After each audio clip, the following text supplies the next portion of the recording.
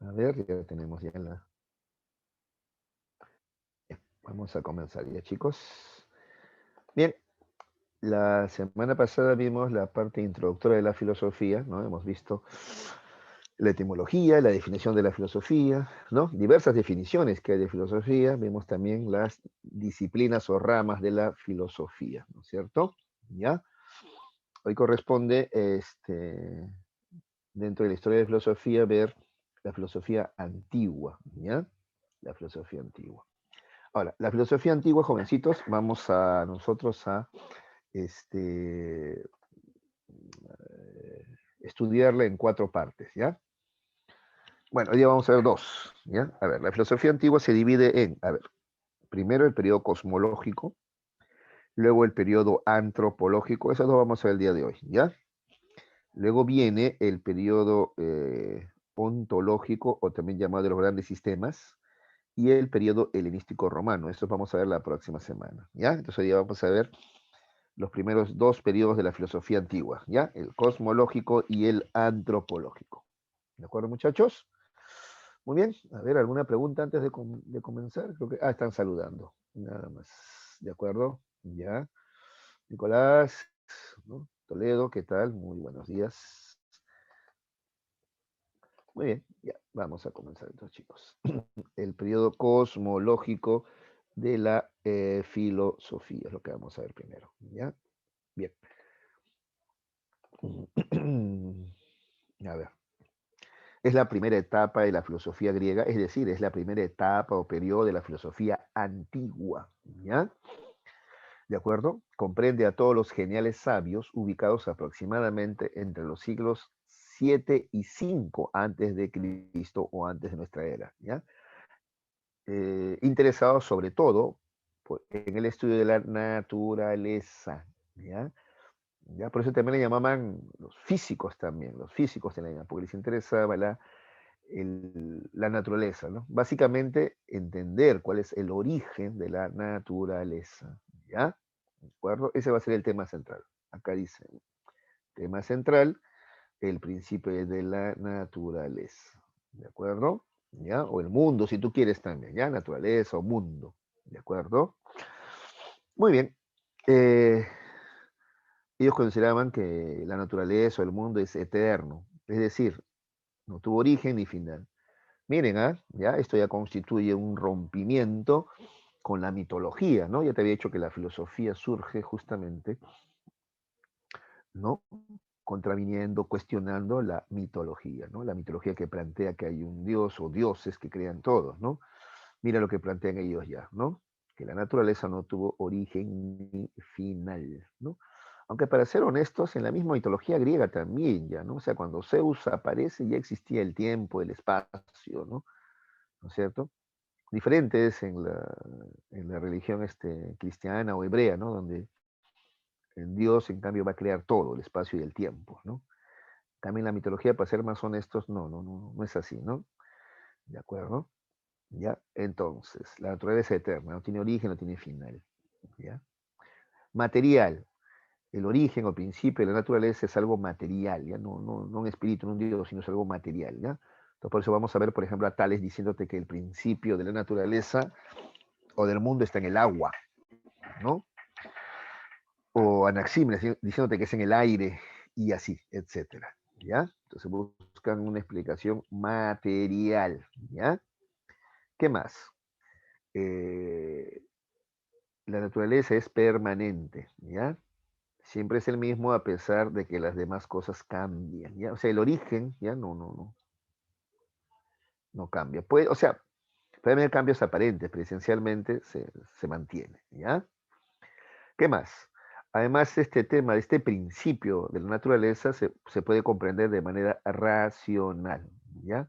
Al fin y al cabo es la razón la que nos permite entender esto, ¿ya? Que de repente no podemos captar con los sentidos, ¿de acuerdo? A ver, algunas características de este periodo cosmológico. Ya te había anunciado, ¿no? Físicos, así le llamaban ellos, porque están interesados en estudiar la naturaleza, ¿no? Entonces a estos filósofos les van a llamar físicos, ¿ya?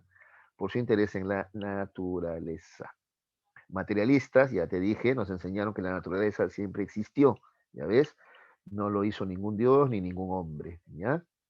A ti te puede parecer de repente obvio eso ahora, pero en esa época, ya, muy importante, cuando todavía había mucha mitología, ¿no? Muchas creencias, ya, eso, esas afirmaciones son importantes, son muy poderosas, ¿ya?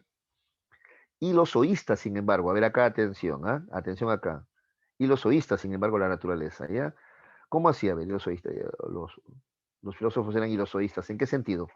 Estaban convencidos de que la naturaleza es un ser vivo, ¿ya? Es un ser vivo, o sea, ¿no es cierto? Que tiene vida, que evoluciona, se mueve, ¿ya? Por eso percibían al mundo en permanente cambio, ¿ya? De la misma forma que las plantas o animales. Ese es ilozoísmo, ¿no? Y eso les va a llevar a pensar de que el mundo, la naturaleza, también tiene una especie de alma, ¿no? ¿Ya? Eso sería Dios, seguramente, ¿no? El alma y la naturaleza, ¿no? ¿Ya? Así van a proponer algunos, ¿ya? Atención con el ilozoísmo, entonces, ¿de acuerdo? ¿Ya? Pues totalmente materialistas no eran, pues, ¿no? Y no se les puede exigir tal, ¿no? Cuando estamos hablando, mira, ¿de qué épocas, no? Siglo VII, siglo V antes de nuestra era, antes de Cristo, ¿de acuerdo? Muy bien. Bien, ahora sí vamos a ver a los principales filósofos de este periodo, ¿ya? Entonces yo te había dicho que la filosofía surge en las colonias griegas, ¿no? En Mileto. Mileto está en Jonia. Yo te había dicho que Jonia es la actual Turquía, ¿no? Ahí en las colonias, ahí surge la filosofía, ¿de acuerdo? La primera escuela es la de Mileto, ¿no? Esta va a ser fundada por Tales de Mileto, ¿no? En esa época no existían los apellidos, ¿ya? Así es que se les llamaba así, por la ciudad de origen, ¿no? Tales de Mileto, él vive en Mileto, pues, ¿de acuerdo? ¿Ves? Anaximandro de Mileto, Anaxímenes de Mileto, ¿ya? Ellos eran vecinos entonces, ¿de acuerdo? ¿Ya? Y conformaban la escuela de Mileto en Jonia, ¿ya? Tales es el primero de ellos, así considerado, ¿ya? Por la cronología, ¿de acuerdo? ¿Ya? Es partidario de la democracia, ¿de acuerdo? Él está a favor de la democracia. En esta época había esa discusión, ese debate, ¿no? Entre quienes estaban a favor de la democracia y quienes estaban a favor de la aristocracia en esa época, ¿de acuerdo? ¿Ya? Vas a ver que grandes filósofos estaban a favor de la aristocracia, por ejemplo, Platón, ¿ya? ¿De acuerdo? Ya. Muy bien, ¿qué vamos a ver? ¿Qué más? Ahí está, ¿ves? El fundador de la escuela jónica o milesia. Él va a proponer que el principio de todo lo existente, o sea, de la naturaleza, es el agua. Él plantea así eso. El principio de la naturaleza es el agua. ¿Ya? ¿Y cómo llega a esa conclusión? Bueno, él hace el siguiente razonamiento. Dice, el agua es el origen de la vida. ¿Ya? El mundo es un ser vivo y la vida se da gracias al agua, ¿no? ¿De acuerdo? ¿No? Mira, pues las plantas sin agua, no. Es más, están conformadas por agua las plantas, ¿no? Los animales, los seres humanos mismos, ¿no? ¿Ya? Entonces el agua es el origen de la vida y por tanto el origen de la naturaleza. Así razonó Tales, ¿no? ¿Ves? Usa la razón, usa la lógica, ¿te das cuenta? ¿Qué más? El agua lo rodea todo, además. Él nota que el agua, él había viajado, ¿no? Él ve que los continentes, ¿no? Están rodeados de agua, ¿no? Pero además, él cavando la tierra encontraba también en muchas ocasiones bajo tierra agua, ¿no? Ah, entonces llega a pensar que también incluso la tierra está, ¿no? Flotando en agua, ¿no? Entonces, el agua lo rodea todo, el agua lo sostiene todo, el agua es la fuente de vida, entonces el agua es el principio, ¿ya? De la naturaleza, pues, ¿ya? Incluso dice, mira, en el cielo también hay agua, ¿no? Claro, las lluvias, pues, ¿no? Las lluvias, en el cielo también hay agua, pensar, ¿ya? ¿Ves? Entonces, como ves, pero tienes que ubicarte, entender para respetar las posturas de él, bastante racionales y lógicas, ¿no es cierto? Para la época tienes que entender que él vivió, mira, ¿en qué siglos? 630, 545 antes de nuestra era, ¿ya? Esto hace 2600 años, pues, ¿está bien? ¿Ya? Muy bien, estos son los primeros esfuerzos, ¿no? Por usar la razón y dejar de lado la mitología, ¿no? Te cuento que Tales de Mileto no era un tipo cualquiera, un tipo, ¿no? Muy estudioso, muy preparado. Se sabe que es el primer hombre, ¿no? Bueno, registrado, conocido, ¿no? Que eh, predijo un eclipse solar, ¿no? Mira, 2600 años después. A ver, ¿cuántos están en condiciones de predecir un eclipse solar? ¿No? De repente no muchos, ¿no? Él en esa época ya, ¿no? Entonces eso denota amplios conocimientos de astronomía, de matemáticas también y otras cosas más, ¿no? También dice que pudo medir la altura de una pirámide, ¿no es cierto? De una pirámide, midiendo solamente la sombra de la pirámide, ¿no es cierto? ¿Ya? Hizo sus cálculos para calcular la altura de una pirámide. Entonces era un tipo, ¿no? Un matemático, en astronomía, en física, ¿no? Muy preparado. Dice también Tales de Mileto que todo está lleno de dioses, o almas si tú quieres, ¿no? Es que él dice, ¿ves? Ahí está el hilozoísmo del cual te hablaba, ¿no? O sea, las plantas, por ejemplo, ¿no? Crecen, ¿no? Se desarrollan, ¿no? La naturaleza en general es como un ser vivo, ¿no? Tiene que tener una especie de alma o dioses dentro de sí, ¿no? Es más, él se sorprende mucho con el tema del imán, ¿no? El imán, por ejemplo, es una roca, ¿no? Es un mineral, ¿no? Pero mira, tiene la fuerza para atraer a otros, ¿no? Esa fuerza tiene que implicar que también allí hay presencia de alma o dioses, ¿ya? Ese es el razonamiento de Mileto, de Tales, perdón, Tales de Mileto, ¿ya? Entonces Tales de Mileto sostiene, acuérdate, que el principio de la naturaleza es el agua, ¿de acuerdo? Listo. Luego tenemos a Anaximandro, ¿ya? Que él escribe el primer tratado filosófico conocido, ¿no? Titulado justamente sobre la naturaleza, o fisis le llamaban esa, fisis, ¿ya? Naturaleza, ¿ya? Ahora, él va a discrepar con su maestro y amigo, que es Tales, ¿no? Él va a decir que el principio es la materia infinita e indeterminada apeiron, ¿ya? Justamente apeiron significa indeterminado o indefinido, ¿no? ¿Y cómo llega a esto? A ver, es que Anaximandro razona así. Dice que el principio de todas las cosas finitas, determinadas, ilimitadas, no puede ser otra cosa que tenga esas mismas condiciones. ¿Me entiendes? ¿A qué se refiere? A ver, por ejemplo, el agua, el aire, la tierra, el fuego, son elementos o son cosas finitas, determinadas, o sea, ya tienen características fijas determinadas, ¿ya? Y tienen límites también, ¿no? Entonces ahí uno no puede ser el origen del otro, pues no, eso no es posible.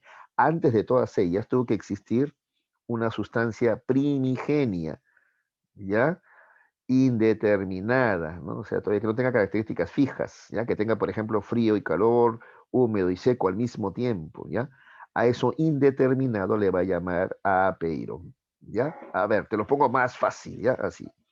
Anaximandro tal vez se preguntaba, ¿no? A ver, ya, el agua es el principio de todo ahora. ¿Es posible que el fuego pueda provenir del agua? O al revés, el agua pueda provenir del fuego. No es posible, pues, ¿ves? Así, de elementos ya con características fijas, determinadas, como el agua y el fuego, no pueden ser el principio, porque uno no puede provenir del otro. Antes que ellos tuvo que haber una sustancia indeterminada. A eso le va a llamar apeiron. Entonces, el apeiron tiene en un extremo las características del agua y en el otro extremo opuesto las características del fuego. ¿Ya ves? A eso se refiere con apeiron, ¿ya? Indeterminado, ya antes que todos los elementos que conocemos, ¿ya? Mira cómo esto se asemeja ya al concepto de materia que manejamos, ¿no es cierto?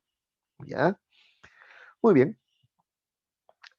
Anaximandro además también es célebre porque es el primero en utilizar el término arjé, arjé o arché. Este término es importante, ¿ya? Porque arjé significa principio, ¿ya? Y justamente los filósofos de esta época lo que están tratando de determinar qué cosa es, cuál es el principio, ¿no es cierto? O arjé, si tú quieres, de todo, de la naturaleza o de todo lo existente, pues, ¿ya? Ese es arge o arche, ¿ya? Arge o arche. ¿De acuerdo? ¿Ya? Muy bien. ¿Qué más? El apeirón está en, o apeiron, si tú quieres, está en movimiento eterno, perpetuo. ¿De acuerdo? Dice él que las cosas se separan del apeirón en parejas, ¿ya? Frío y calor, día y noche, fuego y agua, ¿ves? Se desprenden de los extremos del apeiron, que es la sustancia primigenia, antes que todo elemento ya con características fijas o determinadas, existió el apeiron, que es justamente una sustancia indeterminada, ¿ya? infinita porque existió siempre y no tiene fin, ¿ya? ¿De acuerdo? ¿Qué más? En lo que sí estoy de acuerdo con Tales es de que sí, pues la vida surge en el agua, ¿de acuerdo? ¿Ya? Y va más allá todavía Anaximandro, cuando dice que los seres humanos provienen de los peces, entonces, ¿ya? Dice que el hombre es tan débil que no puede haber existido solo, tuvo que surgir de otra especie, ¿ya? Y mira, allí ya tenemos el primer razonamiento evolutivo, ¿no? Ya está hablando de evolución, pues claro. Si dice que el hombre proviene de los peces, ¿eso qué es? Evolución, pues. Mira, ¿en qué años, ah? ¿Ya? Como te decía, hace 2600 años, ¿no? ¿De acuerdo? Ya está proponiendo el tema de la evolución, ¿ya? Ese es Anaximandro, ¿ya? Entonces, a ver, de Tales, acuérdate, el principio es el agua y tan negritas, y todo está lleno de dioses, ¿no? De Anaximandro, el principio es la materia infinita o indeterminada, o sea, apeiron, ¿ya? Y es también uno de los primeros en proponer, ¿ya? Un pensamiento de evolución, evolutivo, ¿ya? Al sostener que el hombre proviene de los peces, ¿ya? Por tanto, la vida surge en el agua. Tenemos a continuación a Anaxímenes, ¿ya? Anaxímenes, también de Mileto, ¿ya? También pertenece a la misma escuela, ¿ya? Es continuador de Tales y Anaximandro, ¿ya? Él va a proponer como principio de todo lo existente el aire, ¿ya? El principio de la naturaleza es el aire, dice, ¿no? A ver, mm, él vuelve entonces nuevamente a proponer como principio, ¿ya? Como arjé de todo lo existente, algo determinado, ¿te das cuenta? Porque el aire es algo determinado. Claro, es que eso de Apeiron está interesante, pero no hay pruebas, pues, ¿no? De la existencia de este Apeiron, ¿no? Salvo la especulación, ¿no? La suposición, ¿no? En cambio, el aire sí, dice Anaxímenes, el aire está ahí, el aire sí está ahí, ¿ya? Y el aire es el verdadero origen de la vida, ¿ya? ¿De acuerdo? ¿Ya? Cada que respiramos, dice, es una renovación de la vida. Si no respiramos, simplemente morimos, pues, ¿te das cuenta? ¿Ya? Entonces, por eso el verdadero origen de la vida es el aire, ¿ya? Nota que todo ser vivo respira, ¿ya? Ahora, el aire es infinito, dice Anaxímenes, está en todas partes. El aire es así como el alma del mundo, ¿no? Igual pensaba también que el alma humana también era aire, ¿de acuerdo? ¿No es cierto? ¿Ya? Es lo que nos permite vivir, ¿ya? Listo, eso propone Anaxímenes. Y el aire, aparte que está dentro de todos los seres vivos, ¿no? Nos permite vivir, es como nuestra alma, es también el alma del mundo. El aire realmente sí lo rodea todo. El aire rodea todo lo que existe. Y está dentro de nosotros también. Está fuera y dentro de nosotros. Entonces el aire es infinito, dice Anaxímenes. Ahora, el tema es explicar cómo es que del aire se derivan las demás formas de existencia, ¿sí o no? Ese es el tema, pues. Entonces, Anaxímenes va a proponer lo siguiente. Dice, cuando el aire se enfría, a ese proceso se le llama condensación, surge el agua. ¿Ya? Aire frío, agua, ¿no? Eso tú lo puedes comprobar con la lluvia, te va a decir él, pues seguramente, ¿no? Ese vapor, ¿no?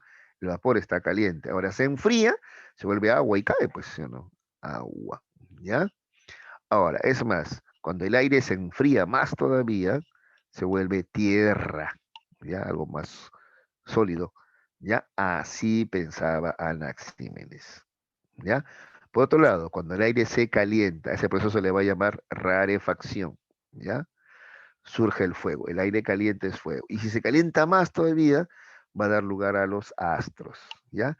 Esa es la explicación de Anaxímenes. Como ves, sí, bastante especulativa, pero procurando usar la razón, ¿no? Según las condiciones que existían en esa época, pues la ciencia todavía estaba muy en pañales en esa época, ¿no es cierto? Pero ahí están sus razonamientos, ¿ya? Hasta ahí, la escuela de Mileto, ¿ya? Habían otros filósofos más, pero estos son los más destacados, ¿ya? Estos son los más destacados. Hasta ahí, ¿alguna pregunta sobre cualquiera de los tres filósofos de la escuela de Mileto? ¿Alguna pregunta, jovencitos? A ver, ¿está todo claro? Mm.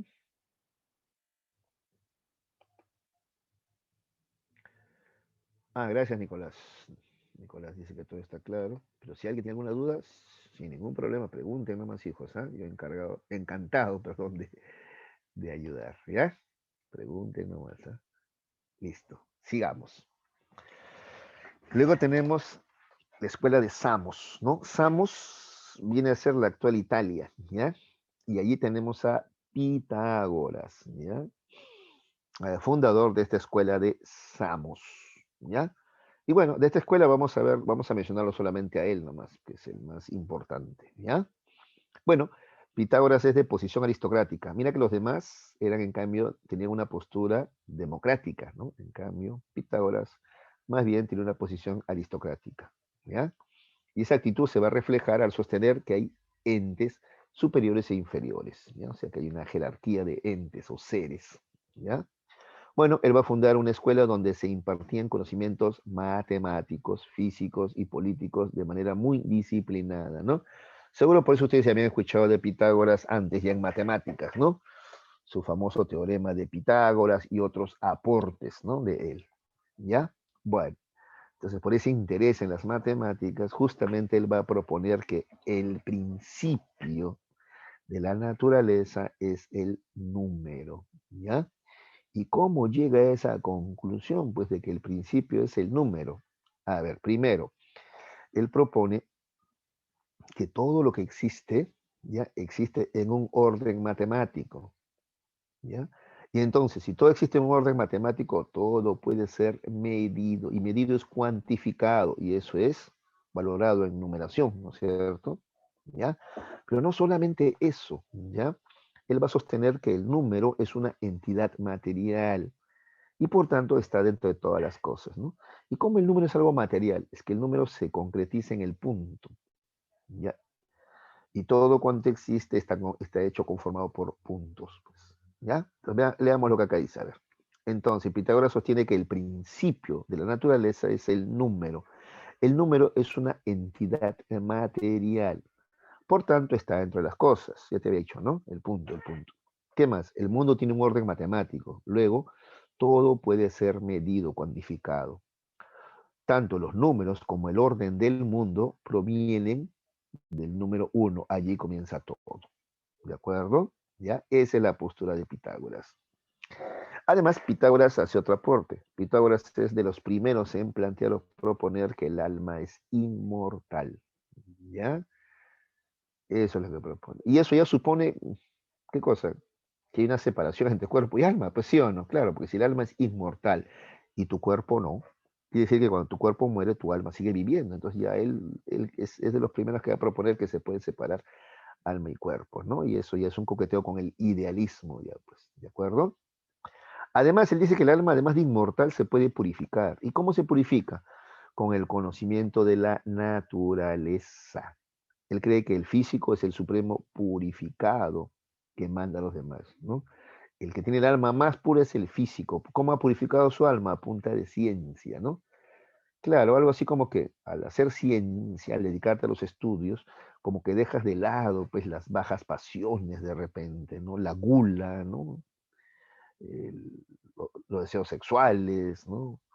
¿No es cierto? Etcétera. Vas a dejar de lado eso para dedicarte a la física y así la física, ¿ya? Purifica el alma.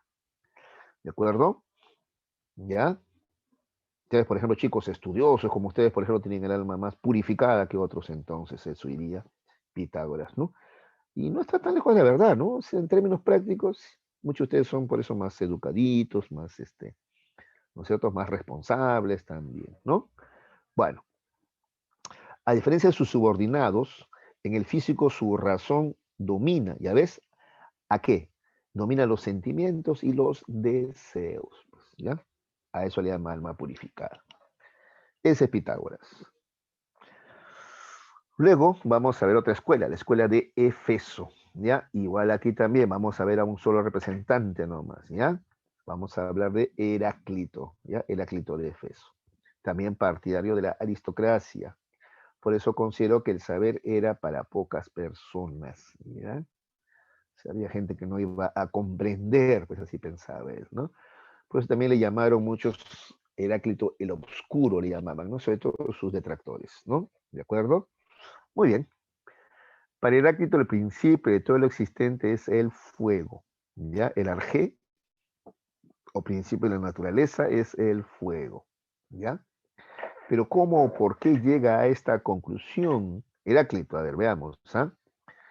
Él llega a esta conclusión porque así hace este razonamiento. El fuego es el elemento más dinámico, pues está en permanente movimiento, ¿ya?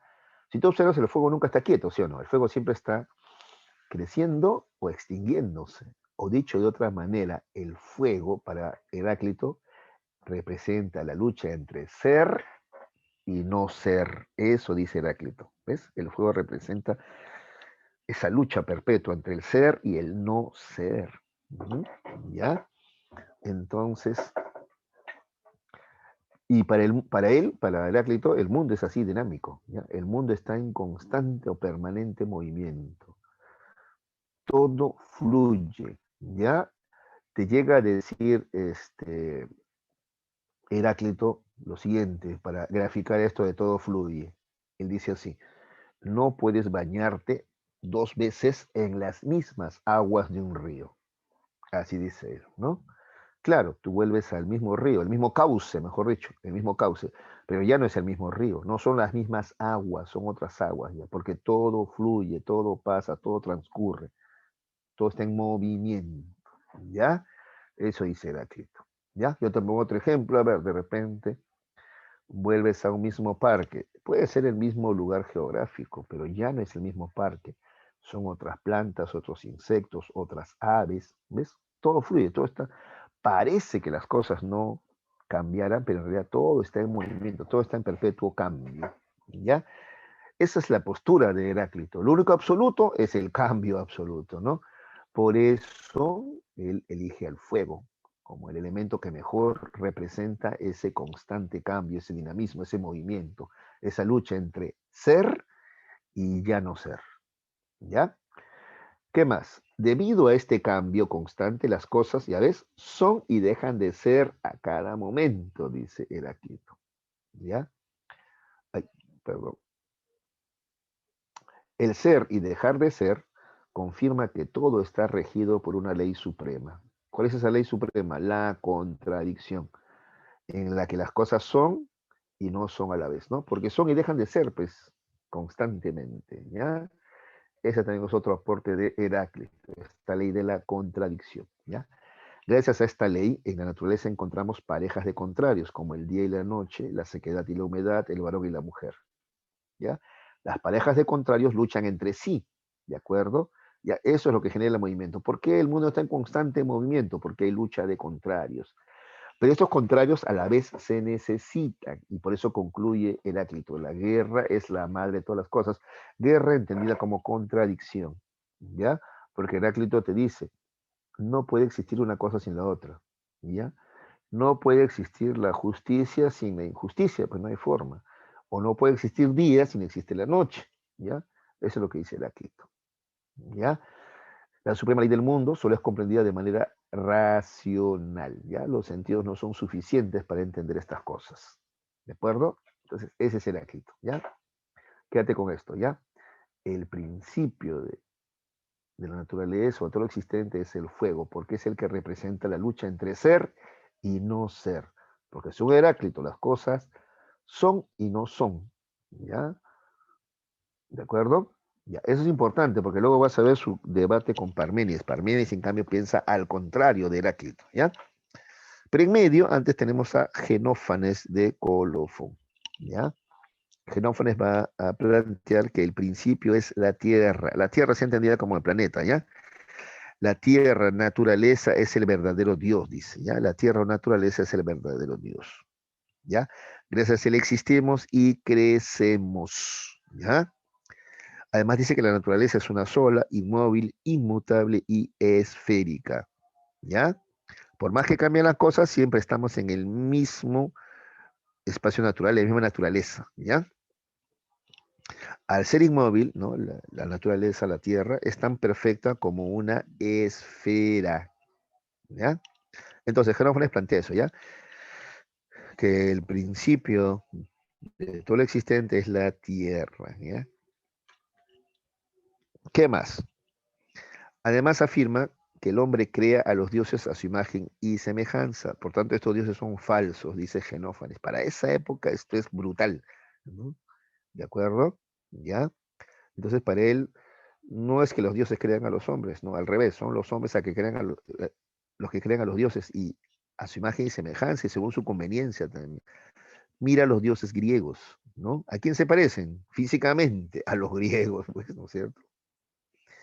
Y es más, no solamente físicamente, en cuanto a su comportamiento, sus valores también se parecen a los griegos. Pues ahí está probado, pues, de que los hombres crean a los dioses a su manera, ¿no es cierto? ¿Ya? Genófanes llega a decir incluso, si los bueyes gobernaran el mundo, los dioses tendrían seguramente forma de bueyes, llega a decir Genófanes de Colofón. ¿Ya? ¿De acuerdo? ¿Ya?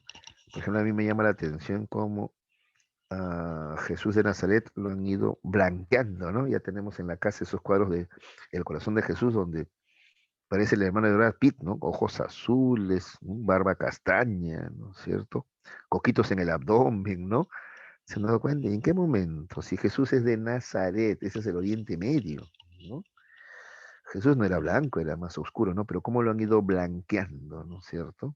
Ya, eso no es casualidad, pues, no es casualidad, ¿ya? Repito, se crean los dioses a su imagen y semejanza, ¿no? Y más bien, y más bien el uso que le dan, ¿no? El uso que le dan, ¿no? Ustedes pregúntense cómo surgió el cristianismo y cómo se le entiende ahora, ¿no? Recuerden a Jesús diciendo, es más fácil que entre un camello por el ojo de una aguja a que un rico vaya al cielo. Y eso lo dice porque cuando un rico le dice, ¿cómo hago para llegar al cielo? Entonces Jesús le dice, regala todo lo que tienes o sea, reparte todo lo que tienes entre los más pobres, le dice, comparte, pues, ¿no? Y el rico agarra y se va. Y entonces Jesús ahí sentencia, ¿ya ven? Dice así él, ¿no? ¿Ya ven? Es más fácil que un camello entre por el ojo de una aguja que un rico vaya al cielo. O sea, lo que te está diciendo es que es prácticamente imposible que un rico vaya al cielo. Mira, mira lo que te decía, ¿no? Pero en cambio, mira la Edad Media, ¿no? ¿No? Como la jerarquía eclesiástica, ¿no? La gente de más dinero nomás podía ser parte de la curia eclesiástica, ¿no? Y mira cómo la iglesia asociada al poder, ¿no es cierto? A los ricos, ¿no es cierto? ¿Cómo cambió tanto entonces? A ver, pregúntate, ¿no? Y cómo lo europeizaron, ¿no es cierto? A Jesús, ¿no? En cuanto a sus facciones físicas, ¿no? Y cómo lo alienaron, ¿no? Hicieron que él sea más bien un dios, pero que sirva a los ricos, ¿no? Incluso se utilizó para invadir pueblos, ¿no? Como acá a América, pues llegan los españoles con la idea de evangelizar, ¿no? Miren cómo se trastocó todo, ¿no? Bueno, en fin, por eso a mí me parece brutal estas afirmaciones de Jonófanes en esa época ya, me parece brutal, ¿no? Da para bastante análisis. Bueno, sigamos chicos. Tenemos a Parménides de Elea, entonces, ¿ya? Ya te había anunciado ya, Parménides, vas a ver que piensa diferente a Heráclito. Heráclito, ¿te acuerdas que decía que las cosas son y dejan de ser a cada instante? En cambio, Parménides te va a decir, no, las cosas siempre son, nunca dejan de ser, ¿ya? ¿De acuerdo? Y justamente porque introduce este debate, este tema sobre el ser, a Parménides se le considera el padre de la ontología, ¿ya? El padre de la ontología. No te olvides que subimos la clase pasada, la ontología es la disciplina filosófica que problematiza acerca del ser o existencia, ¿de acuerdo? Entonces mira lo que dice Parménides. Es más, los más estrictos dicen que aquí es donde realmente comienza la filosofía, porque se va a plantear un tema cardinal en filosofía. ¿Y cuál es un tema cardinal en filosofía? Pues, el tema del ser, justamente, ¿ya? De ahí la importancia de Parménides, ¿ya? Atención. Bueno, Parménides es partidario de la democracia, ¿ya? Y va a elaborar algunas leyes de la ciudad con ese fin, ¿ya? De democratizar la polis griega, ¿no es cierto? ¿Ya? Bueno, Parménides es fundador de la escuela de Elea, por eso Parménides de Elea, ¿no es cierto? ¿Ya? Organización que postuló la irrealidad del movimiento. Mira, ahí lo contradice nomás a Heráclito. ¿Cómo irrealidad del movimiento?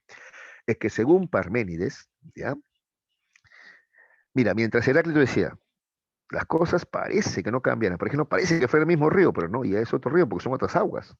Entonces las cosas en apariencia no cambian, pero en la realidad están cambiando, decía Heráclito. Parménides piensa todo lo contrario. Las cosas parece que cambiaran, pero esencialmente no cambian, no cambian, ¿ya? ¿Por qué? Porque la esencia de las cosas es el ser, ¿ya? Y el cambio sería el no ser. Y el no ser es imposible. Entonces las cosas siempre son, ¿ya? Mantienen su esencia, ¿ya? Las cosas, acuérdate de este verbo, ser o son, es lo mismo, ¿ya? Las cosas siempre son, ¿ya? Nunca dejan de ser. Ergo, por lo tanto, las cosas no cambian. En apariencia, pues parece que cambiaran, pero no. Siguen siendo, o sea, siguen existiendo. ¿Me entiendes? Si una cosa que existe no desaparece, no se vuelve nada, eso no es posible, eso no es posible. Hay cambios aparentes, pero siempre existe, siempre es. ¿Ya? A eso se refiere Parménides. ¿De acuerdo? ¿Ya? A ver, tú pregúntate, pues, si algo se convierte en nada. Y es más, Parménides te va a decir, la nada, o sea, el no ser es imposible. Eso te va a decir Parménides. ¿Qué te parece? El vuelo de Parménides bravo, ¿no? A ver, sigamos. Tuvo como connotado discípulo a Zenón, también de Elea, ¿ya? Famoso por elaborar argumentos defensores de la tesis de que el movimiento es aparente, ¿ya? Zenón va a elaborar tesis para probar eso de que el movimiento es aparente nomás, ¿no? ¿Ya? ¿De acuerdo? De él es esa fábula de la tortuga y la liebre y cómo al final la tortuga vence, por ejemplo, ¿ya? Aporías se le llama. Ya, sigamos. El principio es el ser, dice Parménides, ¿ya? Si queremos hablar del principio de todo el existente es el ser, ¿ya? Entonces, el principio de todo es, lo más básico que tenemos es ser, o sea, la existencia, ¿ya? Ser. Ahora, el ser es uno, ¿ya? Inmóvil, eterno, perfecto, o sea, todo cuanto existe pues, eso, o sea, el ser, ¿no? ¿De acuerdo? El verbo ser o estar, hay que estar claro con esto, ¿ya? El ser estar, ¿ya? Entonces, todo cuanto existe ¿ya? Es, pues, o sea, existe. Y jamás puede dejar de existir, ¿de acuerdo? ¿Ya? La nada, el vacío no existe, según Parménides, ¿ya? Por eso él dice, el ser es uno, inmóvil, eterno y perfecto. Además, el ser se capta con la razón. Ya ves, y acá está, la nada, o sea, el no ser es imposible, ¿ya? Esa es la postura de Parménides. A ver, ponte a pensar, ¿existe la nada? Si existe algo que esté más allá del ser, no existe nada más allá del ser. El ser es todo, ¿ya? Principio y final, ¿ya? El ser es todo. La nada, el no ser, no es posible, ¿ya? Esa es la postura de Parménides. ¿Entendiste? ¿Ya?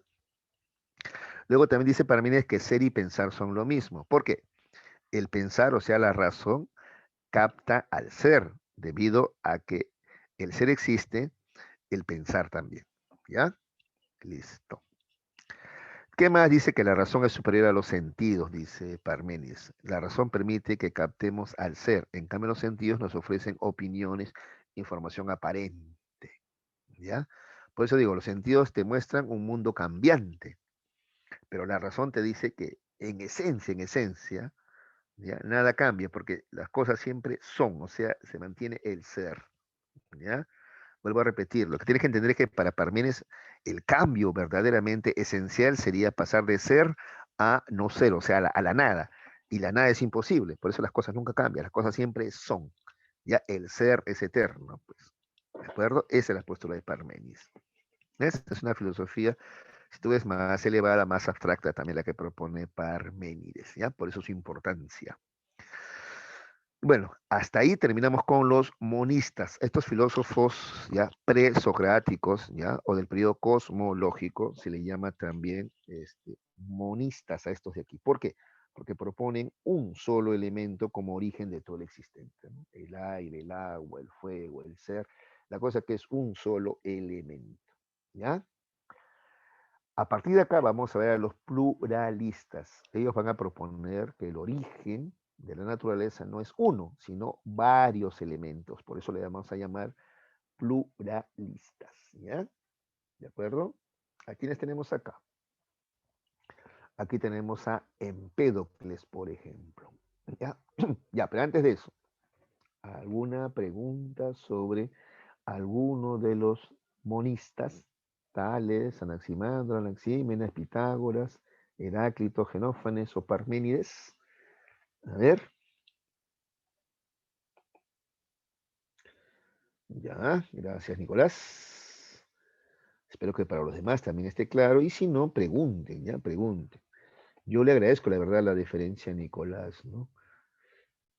¿Ya? Porque es que yo no veo sus caritas, no sé si me están comprendiendo o no. Entonces, cuando él me dice que está claro, yo sé que por lo menos él y algunos más han comprendido y yo me quedo tranquilo. Pero si nadie me contesta nada, yo me quedo en ascuas, preocupado me quedo. ¿Ya? Sufro, chicos, tienen que decirme si todo está claro. Y si hay preguntas, también háganlas, no hay ningún problema, ¿ya? No, no hay ningún problema, ¿ya? Siempre les digo, no, no hay ningún problema en que pregunten, yo jamás me voy a molestar, ¿no? ¿De acuerdo? ¿Ya? Porque estas cosas, por ejemplo, no se captan así de buenas a primeras, sino, es más, de repente alguno ahorita no se atreve a preguntar, pero, por ejemplo, más tarde vas a repasar, me imagino, vas a volver a leer, y si surgen dudas, anótalas, ¿ya? Y la próxima clase también puedes preguntar, ¿ah? Profe, de la clase pasada esto no me quedó del todo claro, ¿me puede explicar? Y yo te explico, ¿ya? De eso se trata, hijos, de eso se trata, ¿ya? La filosofía es así, es un poquito complicada, ¿no? Pero te hace pensar, ¿te has dado cuenta? ¿No? Te ayuda a pensar, ¿no? ¿De acuerdo? Ese es el objetivo, pues. Ya. Muy bien. A ver, creo que alguien más está participando. Ah, ya. Toledo también, Ana. Arián, ¿no? Arián. Que estoy hablando yo, Arián. Muy bien. Ya. Vamos a continuar.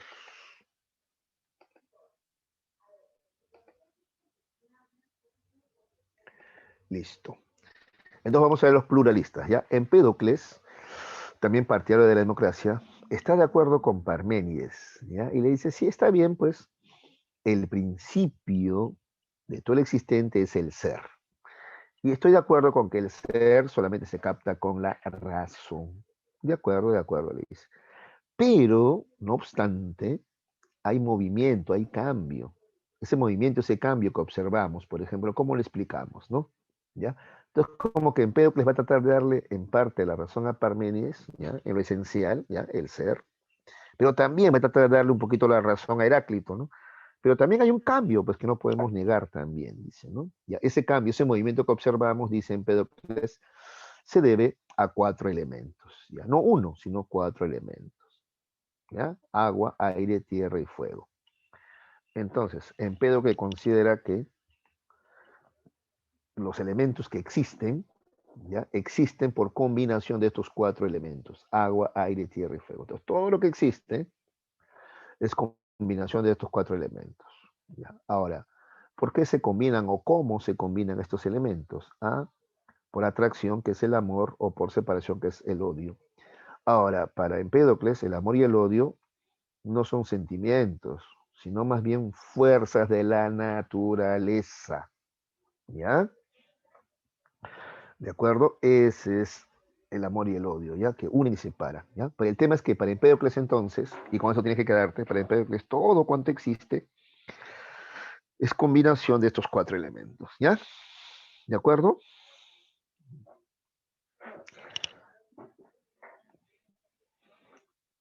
A ver, espero no confundirte, ¿no? Pero por ejemplo hay teorías también de Oriente que plantean esto, ¿no? Que incluso plantean que hasta los humanos, ¿no?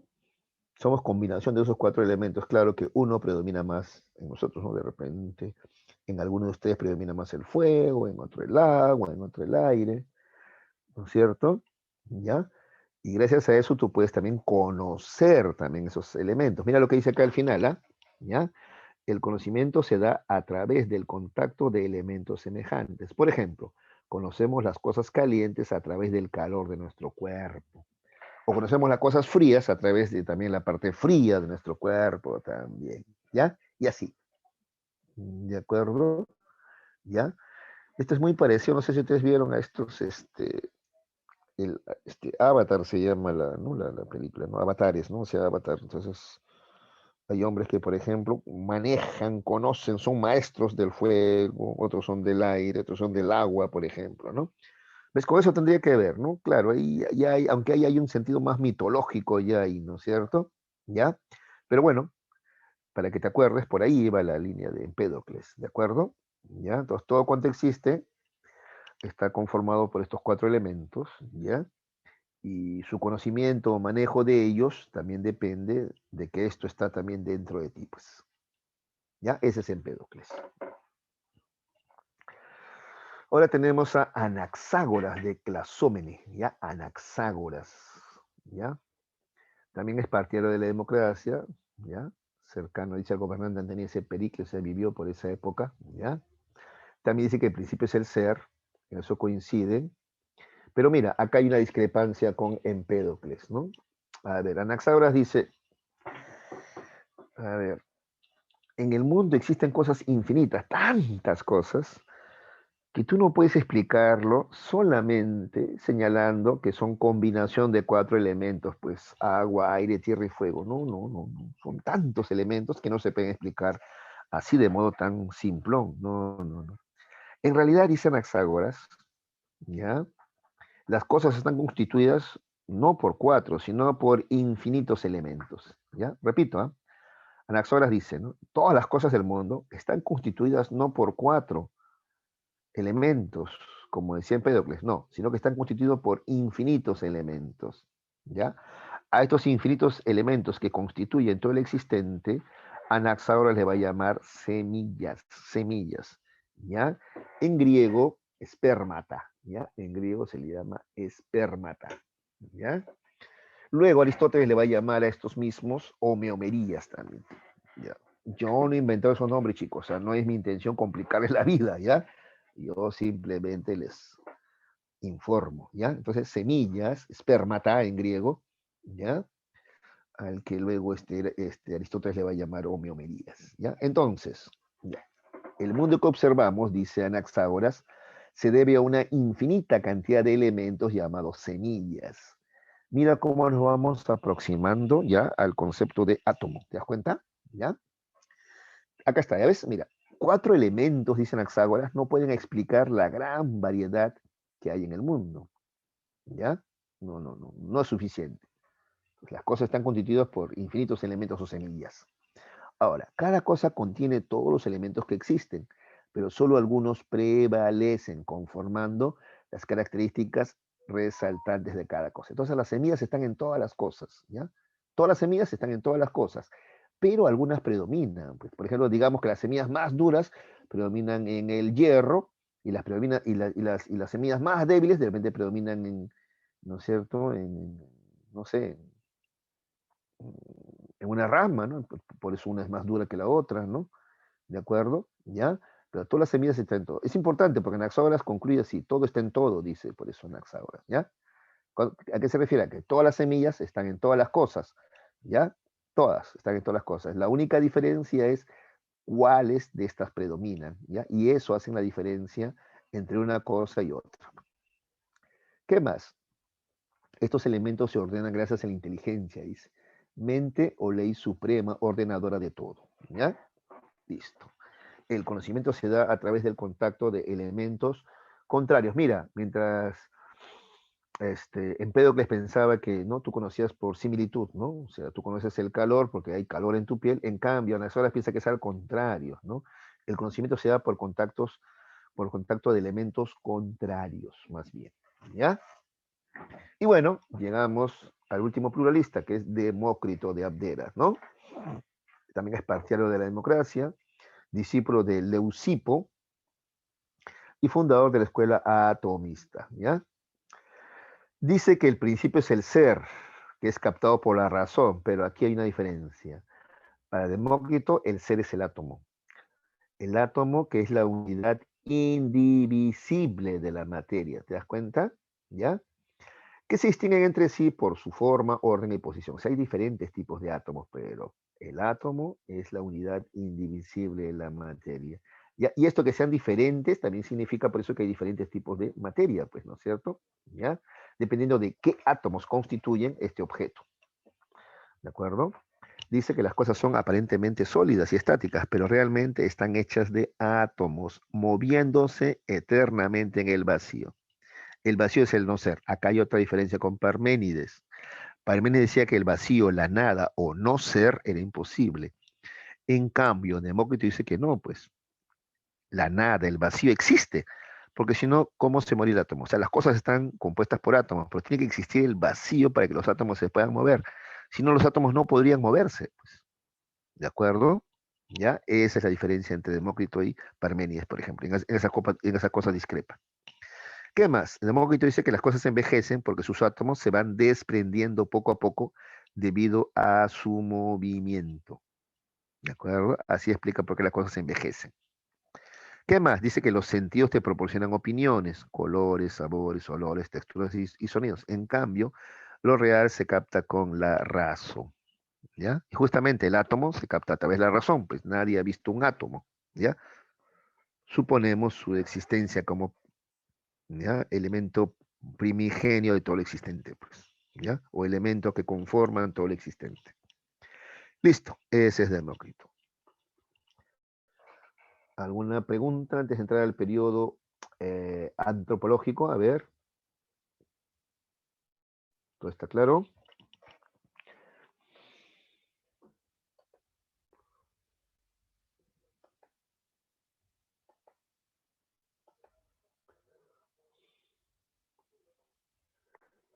A ver, vamos a ver, están ahí, ¿no? Están ahí, a ver, vamos a ver. A ver, estos muchachitos.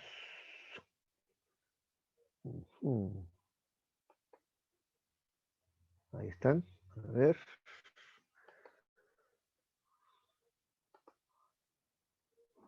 Tengo que checar, pues, chicos, ese también es mi trabajo.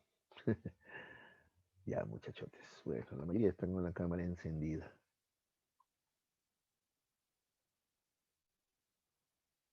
Toledo. Ahí está Toledo, caray. Sí, muchacho, ¿cómo estás, hijo? Oye, me parece, en algunas clases no te veo, ¿no? Bueno, de repente no estoy atento yo, ¿no? Algunas clases no vienes, creo. ¿Ah? Algunas clases no prendo cámara, profesor, porque Ah, estoy ya, desde hijo. celular. Ah, ya, hijito. Con razón, a veces no te veo. Ay, este muchacho era muy participativo en colegio, ¿eh? La verdad. Ya, ya, hijito. Está bien, no hay problema, no hay problema. Ya. Espero nomás que no te estés apagando por culpa de los demás, porque a veces pasa eso, ¿no? Uno habla mucho y participa en clase y los demás lo atacan, ¿no? Porque hablas, por tu culpa el profesor se ha demorado más, por tu culpa el profesor ha hecho más, por tu culpa el profesor hizo más pizarra. A veces los culpan. Espero que no sea eso, ¿eh? Espero que no sea eso. Ya, bueno, vamos a continuar. Periodo antropológico, ya, chicos. Ya hemos terminado entonces el periodo cosmológico, ya, el periodo cosmológico. ¿Ya? El tema central, ¿se acuerdan? Era el origen de la naturaleza, ¿de acuerdo? ¿Ya? Ahora vamos a ver el periodo antropológico. Es la segunda etapa de la filosofía griega o antigua y comprende a los filósofos ubicados en Atenas durante el siglo V antes de nuestra era, ¿ya? Y que tenía por interés temas políticos y educativos. Mira cómo cambia el interés ya. Ya no es el origen de la naturaleza o del mundo, sino ahora le interesan temas más terrenales, ¿no? Los temas políticos y educativos, ¿ya? Mira, por eso que dice, tema central, la virtud del hombre, ¿no? O sea, se van a preguntar por qué es un hombre virtuoso, o si tú quieres, qué es un hombre bueno, ¿ya? ¿Qué tenemos que hacer para ser hombres buenos, virtuosos? Ese va a ser el tema, ¿ya? ¿De acuerdo? O sea, cómo vivir bien, cómo vivir mejor, yo y los demás humanos, los demás hombres, ¿ya? Ese va a ser el tema central. Por eso se llama periodo, mira, antropológico, antropo, hombre, hombre, ¿ya?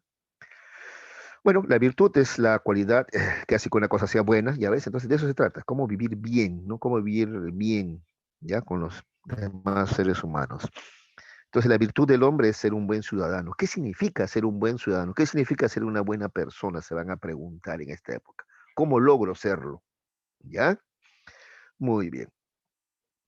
Vamos a ver acá a los sofistas y a Sócrates, ¿ya? En el periodo antropológico vamos a ver los sofistas y Sócrates, ¿ya?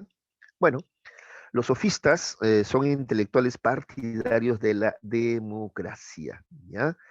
Estos provienen de diversos lugares de Grecia. Llegaron a Atenas para ser contratados por la clase democrática que gobernaba aquella polis en ese entonces, ¿ya? A ver, te comento que los sofistas son considerados los primeros profesores o maestros. ¿Por qué? Porque primero, ellos enseñaban cosas prácticas, ¿ya? Sí, hacían filosofía, pero preferían enseñar cosas prácticas, ¿ya? Ahí te vas a ver a qué me refiero, ¿ya? Y otro, cobraban por enseñar, o sea, vivían de eso, de enseñar. Entonces son los primeros profesores. ¿Que los anteriores no, profesor? No, pues, Tales, Anaximandro, algunos de los filósofos más antiguos solamente platicaban, conversaban o hacían filosofía o incluso enseñaban de repente a sus amigos más cercanos, nada más. ¿Ya? ¿De acuerdo? ¿Ya? En- Eso hacían, ¿ya? En cambio, estos sí van a ser contratados para enseñar, para educar, ¿ya? A algunos jóvenes.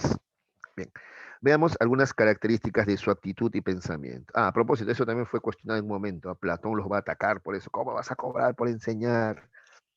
¿No? Eso también es un tema, ¿no? Filosófico, ¿no?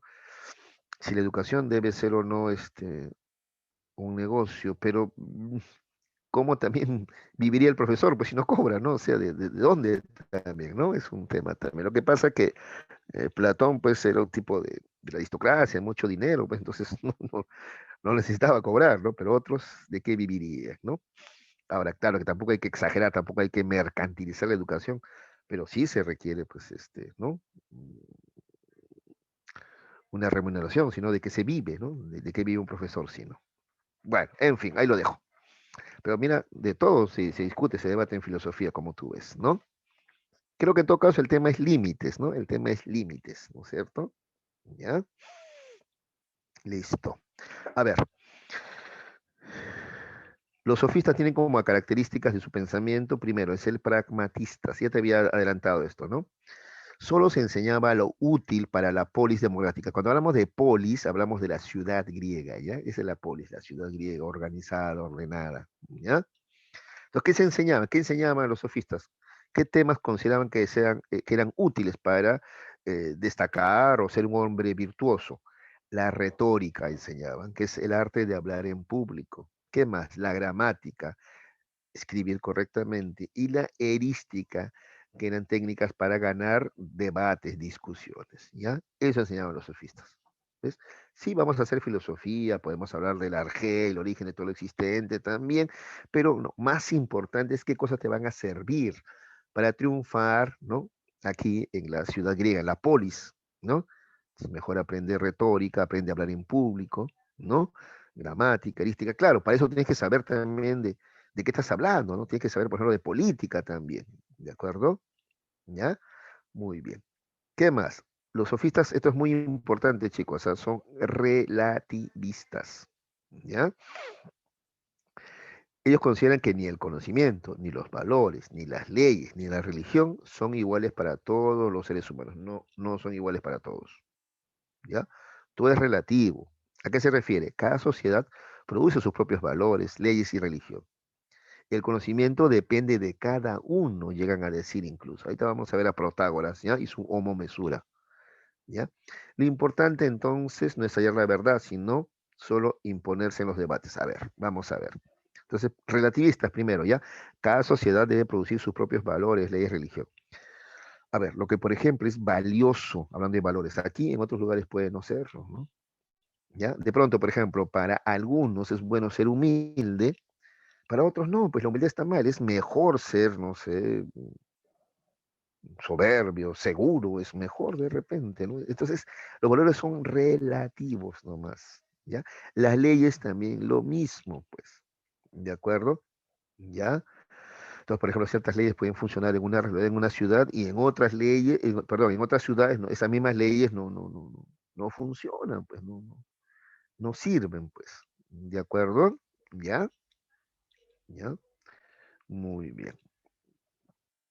No sé, porque se me ocurre ahorita un ejemplo, porque ya que hablamos de educación, por ejemplo, en Estados Unidos la educación privada ha servido para que la educación aumente muy bien. Las mejores universidades, así te soy más claro, ¿ya? Las mejores universidades en Estados Unidos de lejos son las privadas. Harvard es privada, por si acaso, ¿ya? ¿De acuerdo? Entonces, las mejores universidades son privadas. Las estatales o comunitarias están bien atrasadas en relación a las privadas, ¿no? Ahí funcionó, pues, ¿ya? Aquí en el Perú, en cambio, las universidades estatales todavía superan a las privadas, ¿no?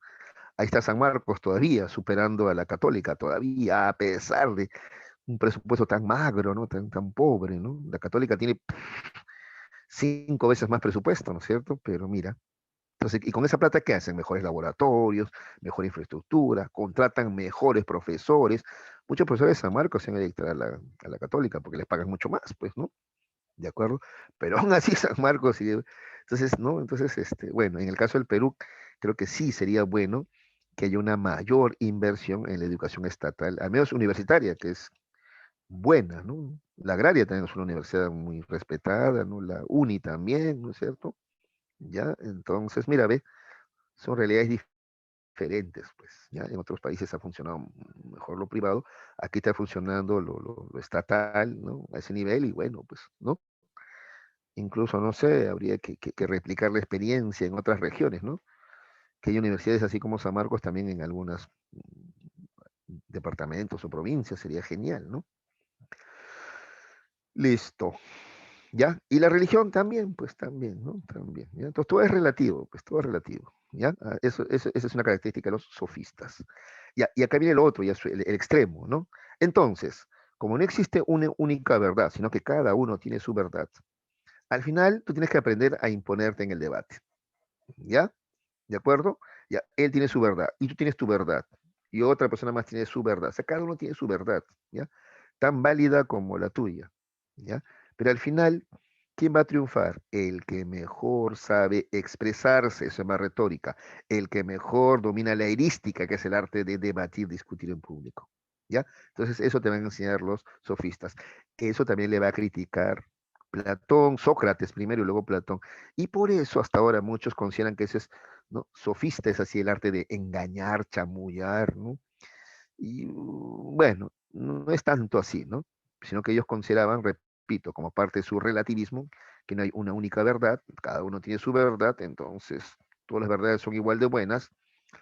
¿Qué va a ser la diferencia? El que se expresa mejor, el que debate mejor. ¿De acuerdo?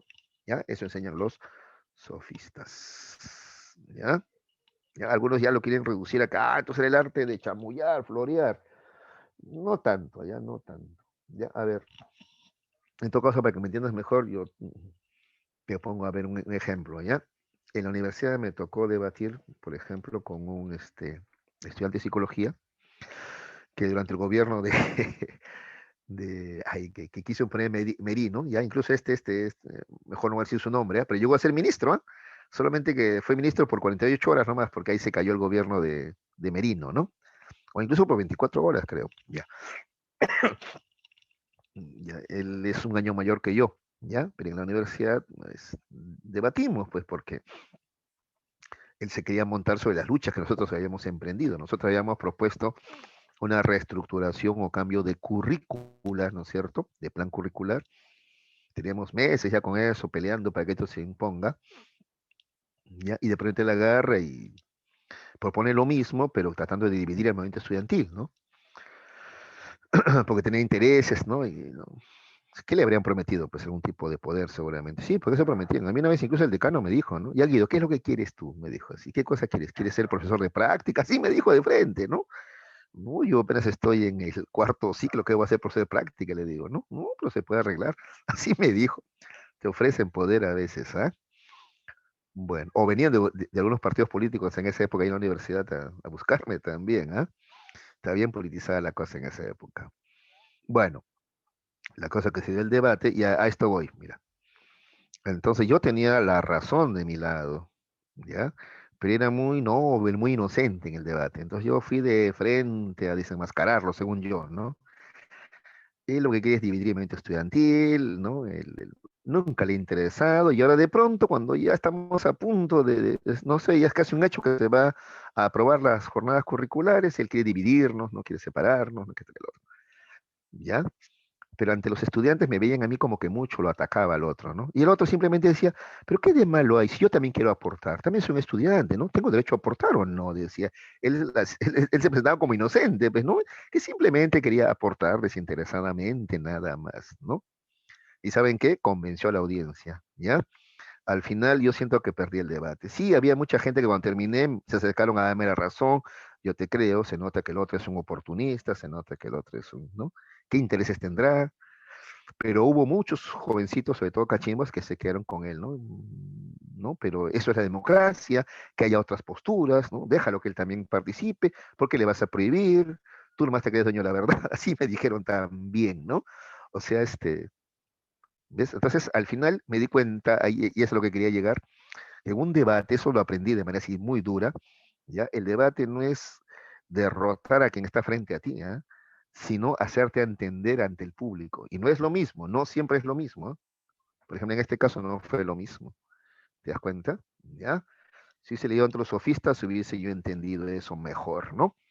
Y me hubiese ido mejor de repente en ese debate. ¿Ya? Sí, porque al final se desnaturalizó. Logramos la reestructuración curricular, pero la nueva currícula salió, creo que peor que la anterior, ¿no? O sea, ¿ya? Para que me entiendas, es algo que también podría pasar ahora con esto de la... Hay gente que propone una nueva constitución, ¿no? Ya todos estamos de acuerdo. Hay gente que se opone, ¿ah? Pero vas a ver, cuando esto ya se esté logrando, va a haber gente que se va a querer montar. Pero ¿sabes qué? ¿Montar para qué? Para desnaturalizarla.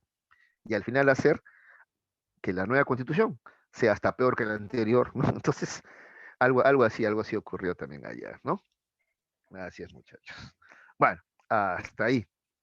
Entonces, la importancia ya de saber debatir, discutir y bueno, y estos temas también de la política, ¿no?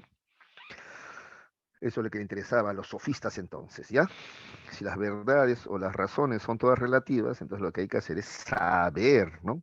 Saber ganar debates, ¿no? Saber ganarse a la gente también. No basta tener la razón, ¿no? Sino que hay que saber llegar a la gente, pues. Bueno, ya está. Antimetafísicos, ¿ya? Los sofistas son antimetafísicos porque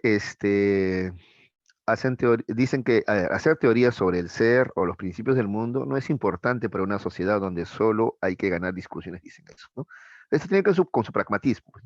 Eso de cuál es el origen del mundo, a ellos les parece muy, muy, muy abstracto, ¿no? Vamos a cosas más prácticas, ¿no? Materiales, ¿no? Aprendamos a ganar debates, aprendamos a discutir, ordenemos mejor esta ciudad, ¿no?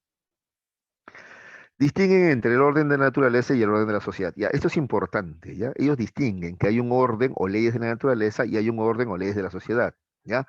La naturaleza está regulada por leyes invariables, ¿ya? Y por tanto permanentes, ¿ya? Claro, hay leyes que no van a cambiar en la naturaleza. Por ejemplo, no sé, las estaciones, verano, invierno, otoño, primavera, eso no va a cambiar. Es una ley natural. El día y la noche, la gravedad, qué sé yo, ¿ya? Leyes de la naturaleza no cambian. En cambio, las leyes de la sociedad, esas han sido creadas por los seres humanos. Eso sí puede cambiar. Por ejemplo, que haya ricos y pobres. Sí, porque muchos creen que no, ¿ah? Siempre ha habido ricos y pobres y siempre va a haber, eso no va a cambiar nunca, profesor, dicen algunos, ¿no? No, yo te tengo noticias, a ver, para que reflexiones nomás. Cuando el hombre vivía en la comunidad primitiva, ¿ya? Cuando el hombre todavía vivía en las cavernas, todos eran iguales, ¿no? Había un primitivo empresario ahí, decía, bueno, hoy día yo no salgo a cazar, que alguien salga a cazar por mí, que yo le pago. No, eso no existía, todos salían a trabajar y nadie era dueño de las cosas. Nadie decía, esta es mi cueva, no, no, no, o este es mi terreno, no, no, no existía ni siquiera la propiedad privada. ¿Me entiendes? Así eso no es tan cierto, ¿ya? Entonces, las leyes de la naturaleza, esas son invariables. En cambio, las leyes de la sociedad han sido creadas por el hombre y pueden cambiar. Y ese es un aporte importante de los sofistas. A mí me parece genial esto. ¿Ya?